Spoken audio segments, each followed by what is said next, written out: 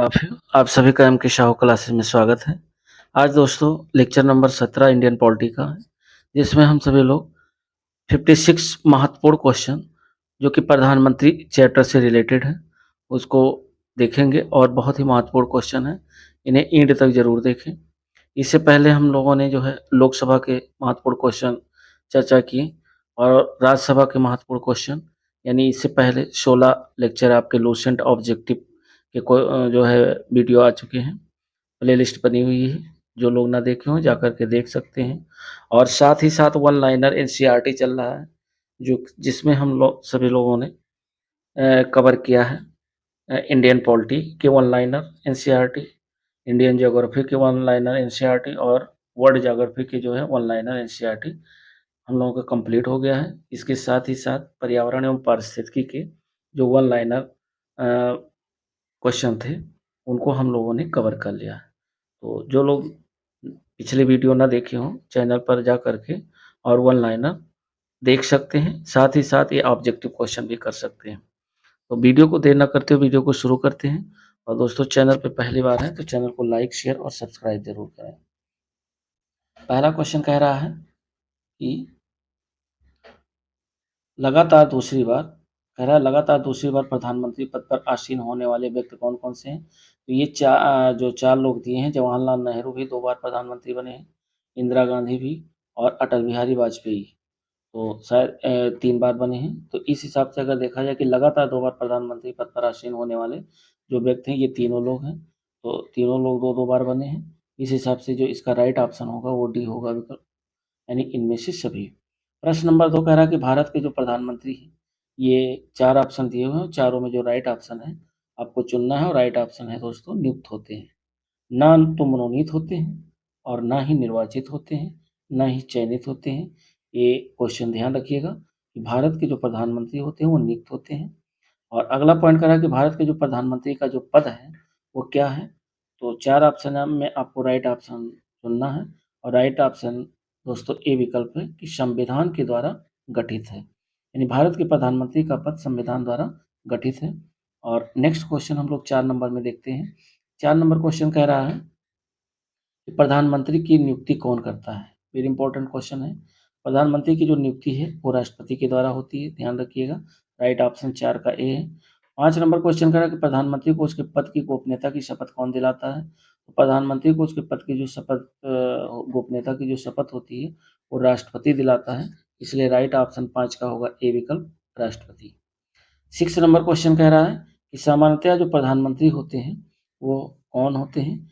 तो इसमें 4 ऑप्शन दिए हुए हैं और चारों में जो राइट ऑप्शन है दोस्तों वो सी विकल्प है कि लोकसभा के बहुमत दल का नेता होता है प्रधानमंत्री। तो 6 का जो राइट ऑप्शन है वो सी विकल्प है।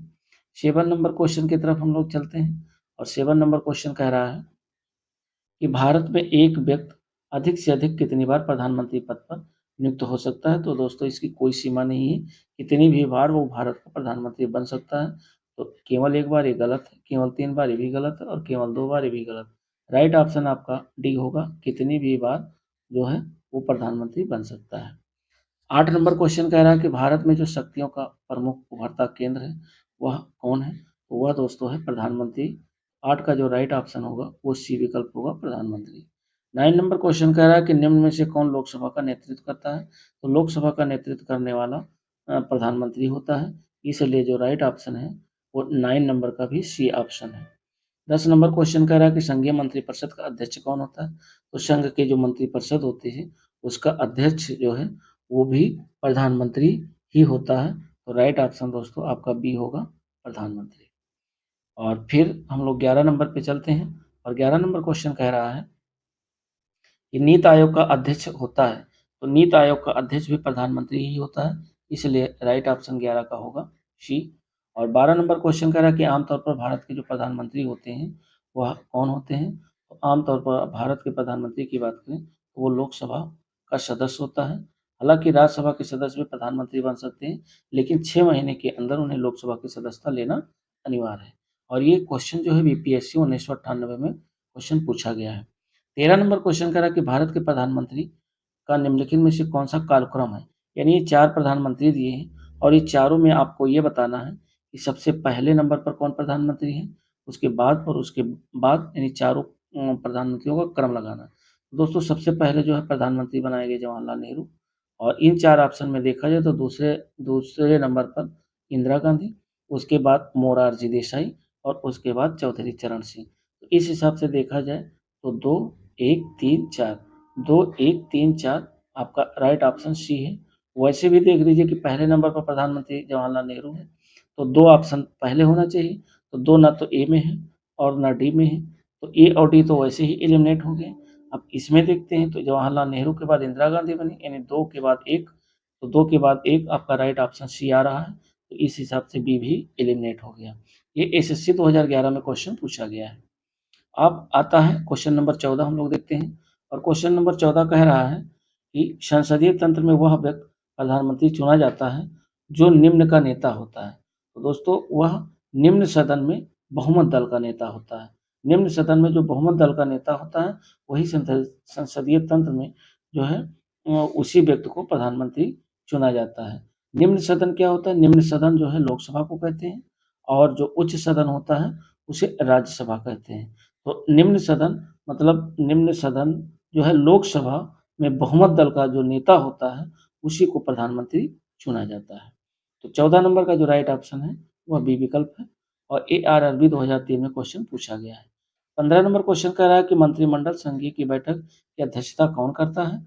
तो ये दोस्तों करता है जो है कह रहा मंत्रिमंडल यानी संघ की मंत्रियों की बैठक की जो अध्यक्षता करता है वह कौन करता है? तो 15 नंबर का जो राइट ऑप्शन है वह दोस्तों डी विकल्प है प्रधानमंत्री। प्रधानमंत्री ही करता है और ये आरआरबी 2004 में क्वेश्चन पूछा गया है। 16 नंबर कह रहा है कि प्रधानमंत्री की नियुक्ति राष्ट्रपति करता है, सही है।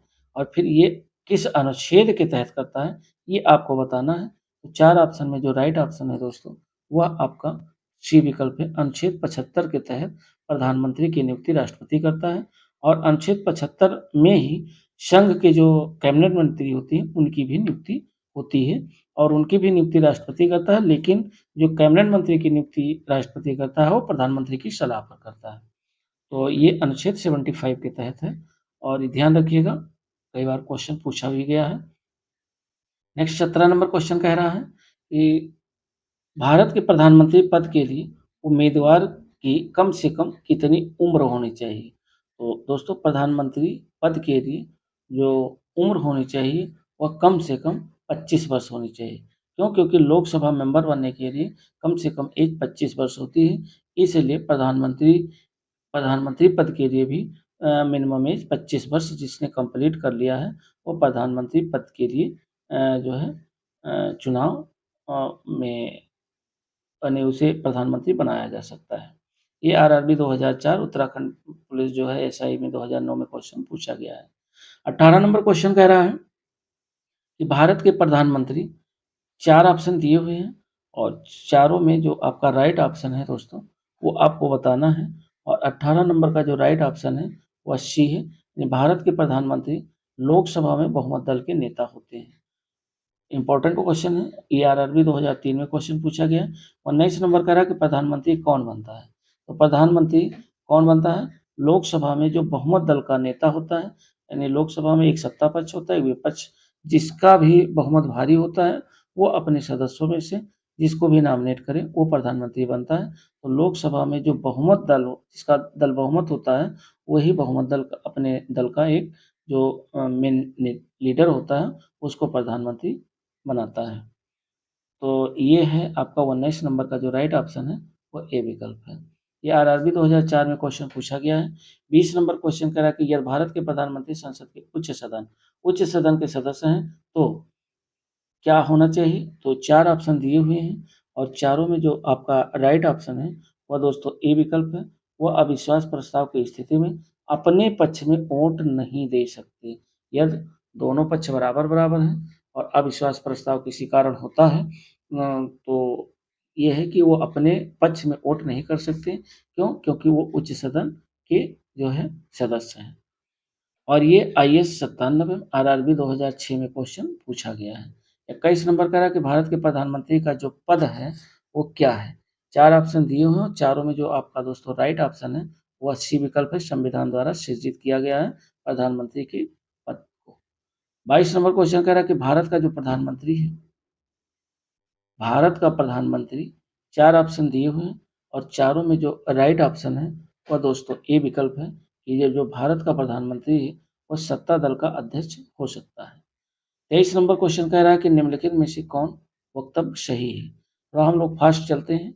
अगर मान लीजिए आपको गेस करना है कि कौन सही हो सकता है, तो आप वीडियो को पॉज़ करके और फिर अपने आप देखिए कि कौन हो सकता है, फिर वीडियो को आप आगे बढ़ा सकते हैं। तो इससे आपका कॉन्फिडेंस बढ़ेगा और चारों ऑप्शन थोड़ा पढ़ने में वीडियो बहुत बड़ा हो जाएगा, इसलिए चारों ऑप्शन ना पढ़ कर के क्वेश्चन और सीधे आंसर पे आते हैं। 23 नंबर क्वेश्चन कह रहा है कि कौन-सा वक्तव्य सही है? यानी भारत का जो प्रधानमंत्री है, वो संसद के दोनों सदनों के सदस्यों में से अपने मंत्रियों का चयन करने के लिए स्वतंत्र है। राइट ऑप्शन आपका ए है 23 का कि जो भारत का प्रधानमंत्री है, वो संसद के दोनों सदन, चाहे लोकसभा हो या राज्यसभा हो, के सदस्यों में से अपने मंत्रियों का चयन करने के लिए वो स्वतंत्र है। कौन स्वतंत्र है? प्रधानमंत्री स्वतंत्र है। और तो 23 का जो राइट ऑप्शन है वो ये है और ये आईएएस 1996 में क्वेश्चन पूछा गया है। और 24 नंबर क्वेश्चन कह रहा है कि किस प्रधानमंत्री ने एक बार पद से हटने के बाद दोबारा पद जो है संभाला था? आपको ये 4 प्रधानमंत्रियों में से चुनना है कि एक बार जो है पद से हटने के बाद दोबारा पद संभाला। तो 24 नंबर का जो राइट ऑप्शन है दोस्तों वो सी है, इंदिरा गांधी। इंदिरा गांधी ने एक बार अपने पद से हटने के बाद दोबारा फिर उसी पद पर प्रधानमंत्री के पद पर आसीन हुई और ये आरआरबी 2005 में क्वेश्चन पूछा गया है। 25 नंबर कह रहा है कि नियुक्ति के समय निम्न में से कौन प्रधानमंत्री संसद के किसी भी सदन का सदस्य नहीं था? एक ऐसे भी प्रधानमंत्री हैं जो ना तो लोकसभा के सदस्य थे, ना राज्यसभा के सदस्य थे और प्रधानमंत्री बनाए गए थे। तो 25 नंबर का आपको बताना है कि राइट ऑप्शन क्या है और 25 का जो राइट ऑप्शन है दोस्तों वो डी विकल्प है, पीवी नरसिम्हा राव। पीवी नरसिम्हा राव ना तो ने किसी भी सदन के सदस्य थे, ना तो लोकसभा के, ना राज्यसभा के, लेकिन प्रधानमंत्री संसद के किसी भी सदन का सदस्य नहीं थे और प्रधानमंत्री के पद पर इन्हें नियुक्त किया गया था, पीवी नरसिम्हा राव। ये राइट ऑप्शन आपका 25 का डी है। 26 नंबर कह रहा है कि प्रधानमंत्री का शपथ ग्रहण करने के समय राज्यसभा का सदस्य था या थी? तो इसमें कह रहा है कि प्रधानमंत्री का शपथ ग्रहण के समय कौन राज्यसभा का सदस्य था या थी? तो आपको 4 ऑप्शन में से आपको राइट ऑप्शन बताना है और राइट ऑप्शन दोस्तों बी विकल्प है श्रीमती इंदिरा गांधी। श्रीमती जो इंदिरा गांधी थी, वह प्रधानमंत्री का शपथ ग्रहण करने के समय राज्यसभा की सदस्य थी। तो अगला जो 26 नंबर क्वेश्चन कह रहा है, वो ये है कि 26 हो गया, 27 नंबर कह रहा है कि प्रधानमंत्री का पद ग्रहण करते समय विधानसभा का जो सदस्य था, यानी एक ऐसे भी प्रधानमंत्री हैं जो कि प्रधानमंत्री के पद पर आसीन हुए और वो जब प्रधानमंत्री के पद पर बने तो वो विधानसभा के सदस्य थे। तो 4 में से आपको राइट ऑप्शन बताना है और राइट ऑप्शन दोस्तों डी विकल्प है, एचडी देवगौड़ा। एचडी देवगौड़ा एक ऐसे प्रधानमंत्री हैं जो विधानसभा के सदस्य थे और डायरेक्ट प्रधानमंत्री बनाए गए थे। 28 नंबर क्वेश्चन कह रहा है कि लोकसभा का विश्वास मत प्राप्त किए बिना ही प्रधानमंत्री पद का कार्य करने वाले एक व्यक्ति ऐसे भी हैं जो कि लोकसभा का विश्वास मत प्राप्त किए बिना ही प्रधानमंत्री पद पर आसीन हुए, तो वो कौन है? 4 ऑप्शन में आपको राइट ऑप्शन बताना है और राइट ऑप्शन दोस्तों ए विकल्प है चौधरी चरण सिंह। चौधरी चरण सिंह। 29 नंबर क्वेश्चन कह रहा है कि कांग्रेस आई द्वारा समर्थन वापस लिए जाने के कारण ही त्यागपत्र देना पड़ा। तो 4 ऑप्शन में से आपको राइट ऑप्शन चुनना है और जो राइट ऑप्शन 29 का है, वह आपका डी विकल्प है, उपयुक्त सभी को। यानी दो ये पीछे 2004 में क्वेश्चन पूछा गया है, एक तो चौधरी चरण सिंह, दूसरे चंद्रशेखर को और तीसरा एचडी देवगौड़ा। ये तीनों प्रधानमंत्री ऐसे हैं जो है जिन्हें समर्थन वापस लिए जाने के कारण त्यागपत्र देना पड़ा कांग्रेस द्वारा। और अगला जो 30 नंबर क्वेश्चन है, वो कह रहा है कि इंदिरा गांधी दूसरी अवध के लिए प्रधानमंत्री बनी थी। तो ये आपको बताना है कि कब बनी थी। तो 30 नंबर का जो राइट ऑप्शन है, ये 1980 से 1984 तक प्रधानमंत्री दूसरी बार बनी थी। 31 नंबर क्वेश्चन कह रहा है कि जवाहरलाल नेहरू के निधन के बाद किसने प्रधानमंत्री पद ग्रहण किया? तो 4 ऑप्शन में आपको राइट ऑप्शन चुनना है और राइट ऑप्शन सी विकल्प है, गुलज़ारीलाल नंदा। यानी जब जवाहरलाल नेहरू का निधन हुआ और निधन के बाद जो प्रधानमंत्री पद ग्रहण किया वो थे गुलजारीलाल नंदा। 32 नंबर क्वेश्चन कह रहा है कि अविश्वास प्रस्ताव के कारण सर्वप्रथम किस प्रधानमंत्री को अपने पद से त्यागपत्र देना पड़ा? यानी जब अविश्वास प्रस्ताव हुआ और उसमें जो है सबसे पहले किस प्रधानमंत्री को अपने पद से त्यागपत्र देना पड़ा? तो 32 नंबर का जो राइट ऑप्शन है वह ए विकल्प है, मोरारजी देसाई। फिर 33 नंबर क्वेश्चन कह रहा है कि वह प्रथम प्रधानमंत्री कौन थे जिन्होंने संसद सत्र में उपस्थित हुए बिना ही त्यागपत्र दे दिया? एक ऐसे भी प्रधानमंत्री बनाए गए हैं जो कि संसद सत्र में उपस्थित भी नहीं हुए और उन्होंने प्रधानमंत्री पद से त्यागपत्र दे दिया। तो 33 नंबर का जो राइट ऑप्शन है वो दोस्तों सी विकल्प है, चौधरी चरण सिंह। ये एसएससी 2015 में पूछा गया है। 34 नंबर का है कि प्रधानमंत्री पद पर सर्वाधिक समय तक कौन आसीन रहा? प्रधानमंत्री पद पर सबसे अधिक समय तक आसीन रहने वाले जो प्रधानमंत्री हैं वो हैं जवाहरलाल नेहरू। राइट ऑप्शन आपका बी है, जवाहरलाल नेहरू 34 का।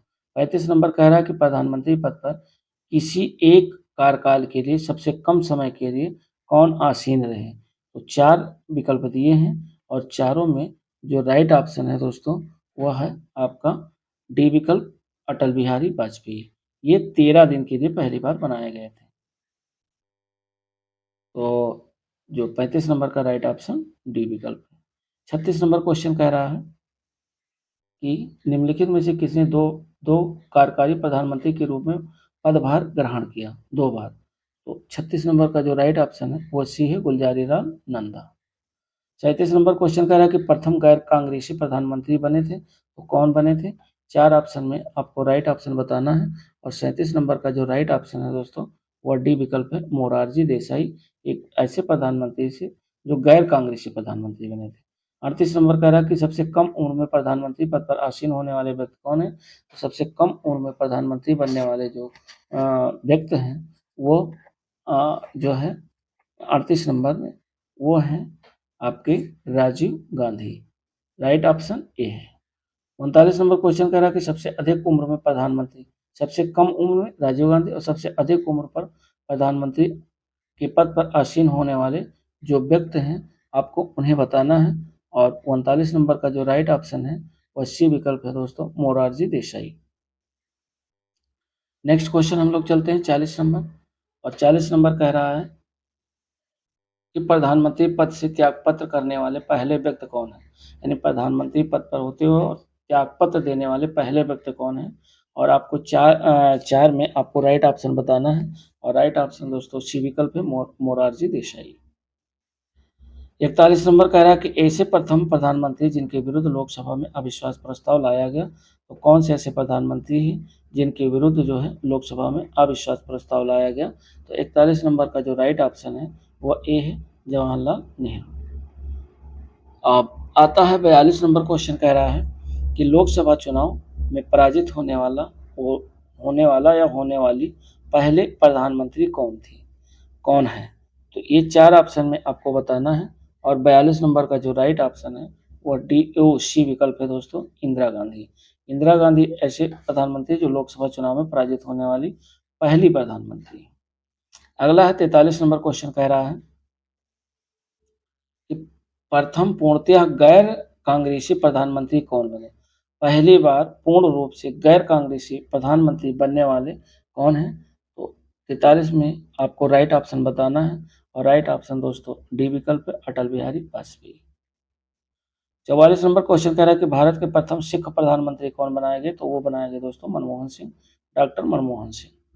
राइट ऑप्शन 44 का ए विकल्प है, डॉक्टर मनमोहन सिंह। 45 नंबर कह रहा है कि किस प्रधानमंत्री द्वारा प्रस्तुत विश्वास प्रस्ताव पर अब तक की सबसे लंबी बहस लोकसभा में चली? तो 45 नंबर का जो राइट ऑप्शन है वह डी विकल्प है, अटल बिहारी वाजपेयी।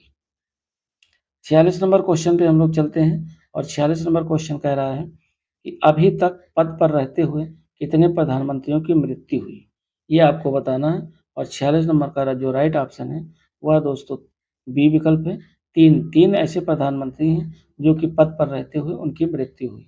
47 नंबर क्वेश्चन कह रहा है कि अब तक लोकसभा में प्रस्तुत अविश्वास प्रस्ताव सबसे अधिक बार किस प्रधानमंत्री की सरकार के खिलाफ रखे गए? तो 47 नंबर का जो राइट ऑप्शन है वह सी विकल्प है। इंदिरा गांधी जब प्रधानमंत्री थी उस समय सबसे ज़्यादा अविश्वास प्रस्ताव आए। 48 नंबर क्वेश्चन कह रहा है कि भारत का वह प्रधानमंत्री जिसने एक सांसद की हैसियत से संसद के उन सभी संयुक्त अधिवेशनों में उपस्थिति दर्ज कराई जो स्वतंत्र भारत के इतिहास में अब तक संपन्न हुए हैं।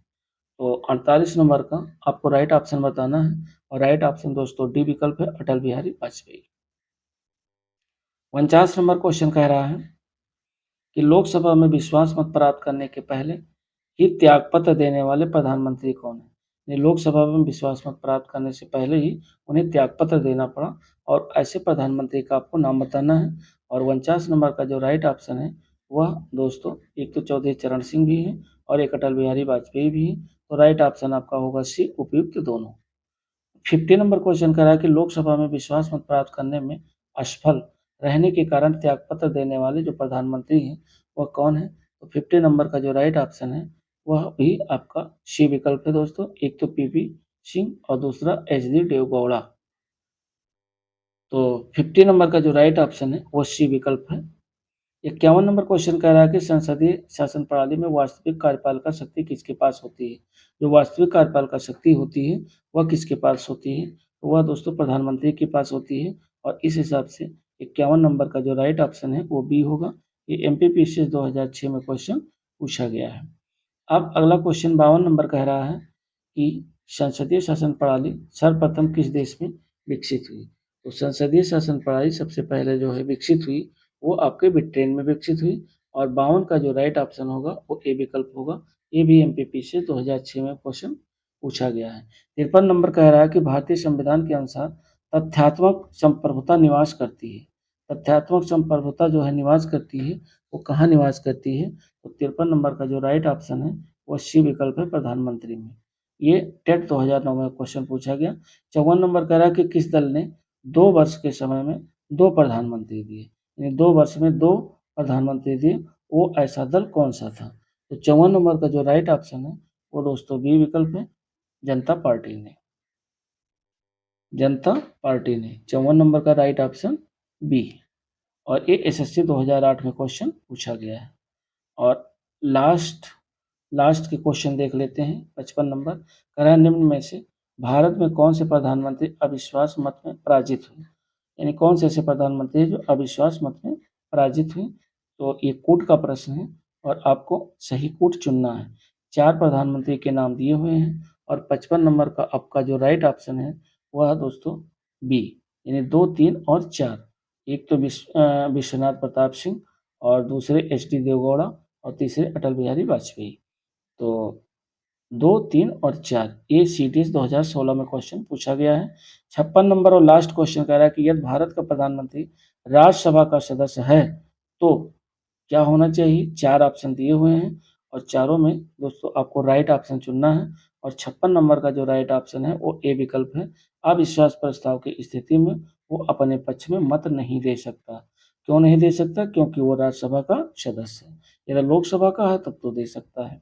ये भी जो है एपीएफसी में क्वेश्चन पूछा गया 2015 में। तो दोस्तों वीडियो में क्वेश्चन बहुत ज़्यादा नहीं थे और ये है कि क्वेश्चन इम्पोर्टेंट है, क्वेश्चन यहाँ से आ जाते हैं। तो अब जो कल अगला टॉपिक होगा मतलब जो आज अगला टॉपिक होगा वो हमारा जो है एनसीईआरटी वन लाइनर का जो है पर्यावरण पारिस्थितिकी कंप्लीट ही हो गया है। अब जो आएगा एनसीईआरटी का उस साइंस की वीडियो आएँगी और चैनल पे बने रहिए दोस्तों। चैनल पे आपको सारी चीज़ें, ऐसा नहीं है कि कोई चैप्टर छोड़ा जाएगा। एक तरफ से सारी चीज़ें आपको, एक तो इधर ऑब्जेक्टिव मिल रहा है और उधर एनसीईआरटी वन लाइनर मिल रहा है। तो मिलते हैं नेक्स्ट वीडियो के साथ, तब तक के लिए दोस्तों नमस्कार।